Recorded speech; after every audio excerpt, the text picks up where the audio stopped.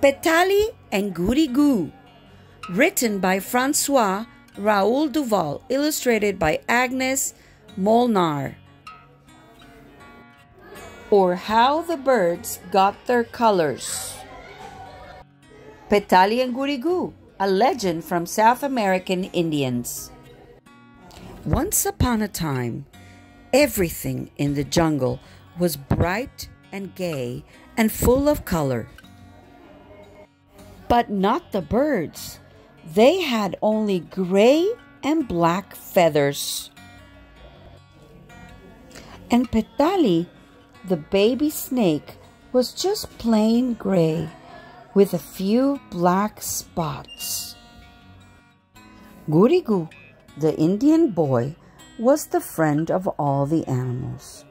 One day he found Petali crying. "I am hungry. I am ugly. Nobody loves me."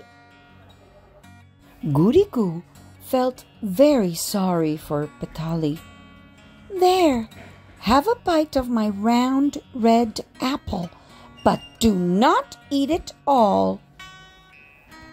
"Oh, it looks delicious." Gulp! Petali swallowed the whole apple in one big mouthful. Suddenly, a bright red spot appeared on his cheek. But one round apple was not enough for a hungry little snake. Petali was still hungry, very hungry. "Look at those 4 fluttering butterflies." Gulp, gulp, gulp, gulp. He gobbled them up greedily, and then 4 bright-colored rings appeared around his neck. But one round apple and 4 fluttering butterflies were not enough for a hungry little snake. The more he ate, the hungrier he became. Petali grew greedier and greedier. "Look at the voluptuous grasshoppers and those luscious leaves." Gulp, gulp, and gulp, gulp, gulp. The little snake snapped them up swiftly. "Look at those funny fat fish." Gulp, gulp, gulp, gulp, gulp.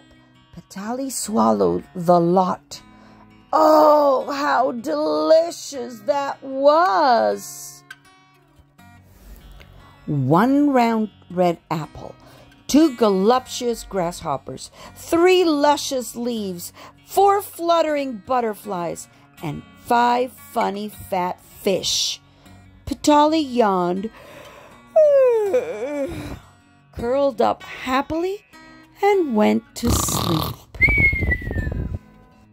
Next morning, Petali caught sight of his reflection in a puddle. What a beautiful snake! He was no longer gray with a few black spots.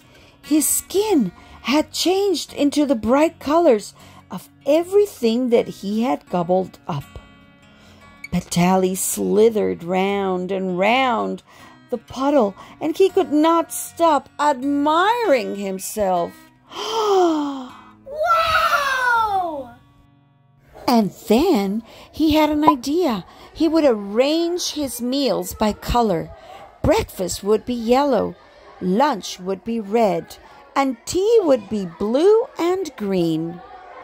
And he grew bigger and bigger and bigger,